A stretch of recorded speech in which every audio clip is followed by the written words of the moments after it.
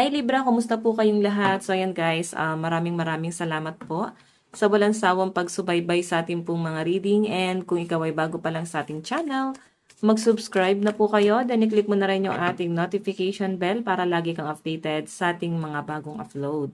And guys, sa mga interested pala sa ating private reading, ayan, iiwan ko na lang po yung link ng aking Facebook sa ating pong description box below. Click nyo lang yun guys, then i-message nyo ako. Papalo na rin po sa ating Facebook page. Okay?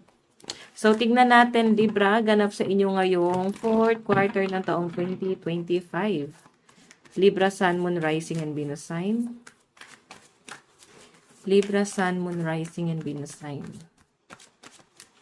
Meron tayong The Devil. So, nakikita ko ngayong 4th quarter ng taong 2025, pwedeng toxic na to. Itong relationship na to. Pwedeng nasasakal ka sa commitment, no? Nasasakal ka sa relasyon, nasasakal ka sa commitment mo sa ibang tao, pwedeng sa commitment mo sa responsibilidad mo, pwedeng sa kaibigan, pwedeng sa kakilala, sa pamilya, sa responsibilidad. Nakikita ko dito guys, may something na commitment, tapos parang ang toxic nito. Okay? Okay, so titingnan pa natin guys.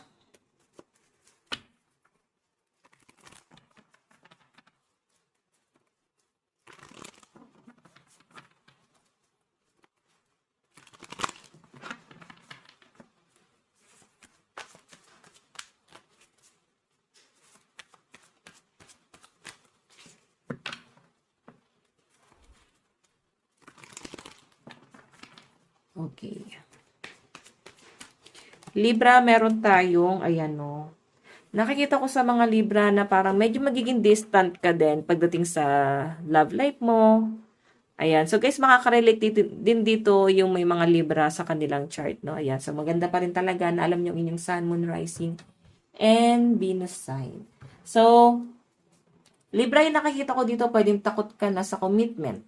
Pwedeng nandun ka na sa point na parang mas gusto mo na lang muna mapag-isa. Nagiging emotional ka pagdating sa mga bagay-bagay na nakasanayan mo, especially sa lifestyle mo, um, pwedeng sa love life mo, parang naging toxic to, no? Siguro Libra, nakilala mo na yung person mo. Pwedeng nagpakilala na siya sa inyo.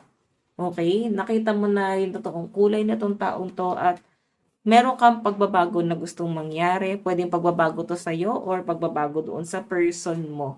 Kasi kung makakita mo, meron ka ditong inaantay. So, pagdating to guys sa love, siguro unti-unti nang nag-fade yung pagmamahal mo sa tao yon. Pwedeng nawawala na yung pagmamahal mo sa kanya. Or iba naman sa inyo guys, pwedeng na-challenge ka kasi hindi ka na niya mahal. Pwedeng ganon. Pwedeng siya yung nawala yung pagmamahal sa inyo and na-challenge ka sa taong to. Na parang bakit sa inyo nyo lang guys, sa kanila nyo lang guys, na feel na parang hindi siya nabaliw sa inyo. Kasi baka hindi ka nga minahan. Parang ganon. So, ngayon yung malinaw na pinapakita sa akin dito, Libra, medyo nagiging toxic tong relasyon na to. Okay, or pwede nagiging emotional ka lang kasi pwedeng may nagbago sa kanya. So, kailangan mo pa rin balansehin bakit nagbago tong taong to. Okay, wag lang din natin titignan Libra na baka nasa kanila yung pagkakamali. Tignan nyo rin baka may pagkakamali sa inyo, bakit nagbago sa inyo yung person mo.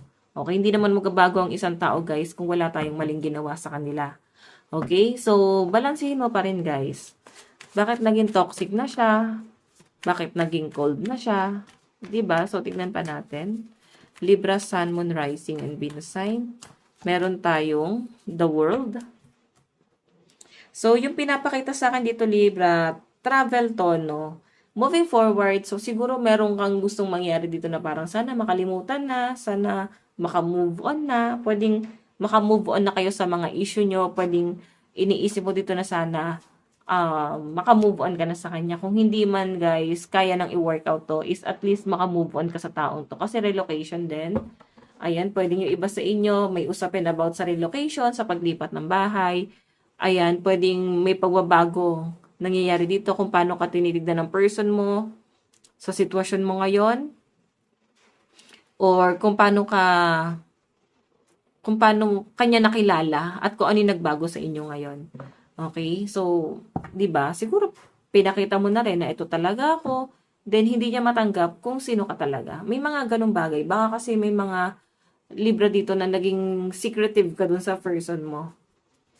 Okay, tignan pa natin. Meron tayong, ayan, tumalsik tong card na to. Knight of Cups, may mag-offer sa inyo guys ng Cup of Love, no? Yung pinapakita sa akin dito. Knight of Cups eh. And smooth sailing lang yung nakikita ko dito. Wala masyadong challenge. Wala masyadong problema na pwedeng ipakita sa inyo tong taong to. Sobrang ano lang, smooth lang din talaga. Ayan. Okay, tignan pa natin.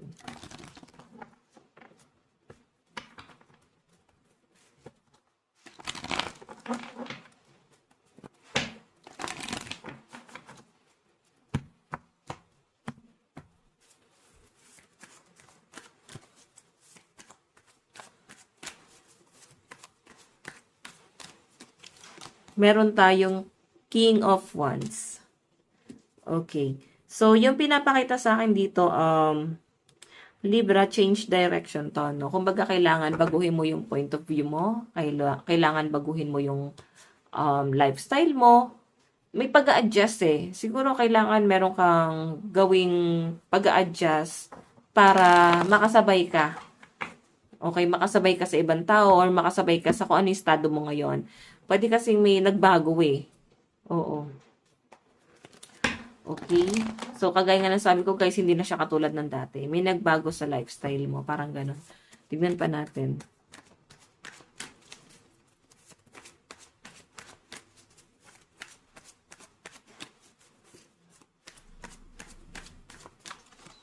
Meron tayong Ace of Pentacles. Big amount of money. So, yun nakikita ko rito guys. Parang may money involved. Tingnan natin ha. May magbubukas sa inyo guys na opportunity.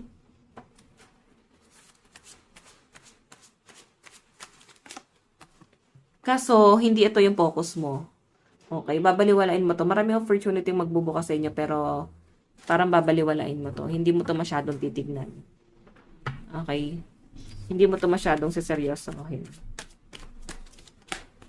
O, diba? Kagaya nga ng sabi ko, guys, parang, ano to, guys, parang, hindi mo i-grab tong opportunity na to. Sayang to kasi may potential eh. Parang, gamay mo tong sitwasyon na to, alam mo kung anong gagawin mo dito sa bagay na to. Pero, yun nga, kagaya ng sabi ko, guys, parang ayaw mo na siguro. Parang gusto mo na lang, parang may pagbabago. Like, kung sa trabaho, guys, gamay mo eh, yung trabaho doon, pwede mo siyang balikan anytime kasi alam mo na yung proseso. Pero ang problema kasi dito, Libra, may pagtalikod ka. Okay? So, yung malinaw na pinapakita sa akin dito, parang hindi mo na ito babalikan kahit alam mo to, kahit na maganda yung offer doon. Hindi mo na siya babalikan. Siguro kasi maganda nga yung offer pero nakakapagod. Okay? Siguro yung iba sa inyo, Libra, mag-change ka ng career, meron kang ipo-pursue na gusto mo talaga, pwedeng business, or mag-a-apply ka ng mas magandang trabaho, pwedeng travel abroad, to Libra, no? Ayan. Kung sa business yan, guys, pwedeng hindi mo na, parang i-let go mo na to. Kasi parang mas gusto mo na lang mag-abroad, no? Magtrabaho abroad. Meron tayong the tower, yan ending. So, klaruhin mo yung decision mo kasi pwedeng itong plano mo na to, hindi rin siya, guys, matuloy. Pwedeng may humahad lang. Okay, or pwedeng nawawalan ka ng confident, no? Dumarating ka na sa point, Libra, na hindi mo na talaga alam kung ano yung gusto mo. Yan yung malinaw na pinapakita sa akin dyan. Kasi may mga nagbabago, may mga plano na parang nababago dito. Okay, basta inyo guys, tinatamad or nawalan ka na ng confident. So, ano na yung gagawin mo? Ano na yung magiging source of income mo? Okay? Siguro yung iba sa inyo gusto mo masyadong parang dumepende muna kasi napagod ka. Gusto mo lang muna mag-isip. Parang kayo munang bahala gumalaw para sa akin. So, di ba? Baka may depression yung iba sa inyo. Tignan natin guys yung advice para sa inyo. Meron tayong push through any insecurity. Ayan na, nagkakaroon ka ng insecurity kasi yung lifestyle mo biglang nagbago. Okay? Namimiss mo yung dati, kung ano ka dati. Ganon. Parang ibinalik ka sa pinakamababang sitwasyon. Or iba naman sa inyo guys, pwedeng hindi mo na maalala kung gaano kakahirap dati, kung gaano yung mga pinagdaanan mo doon. Yun nga lang guys, parang may kulang pa. Pwedeng masaya ka na eh, kontento ka na kung anong buhay meron ka ngayon, pero may mga taong hindi na kontento kung ano ka lang ngayon. Okay, so yan Libra, ito lang po ang inyong reading. Maraming salamat po. God bless and love you all. Bye-bye.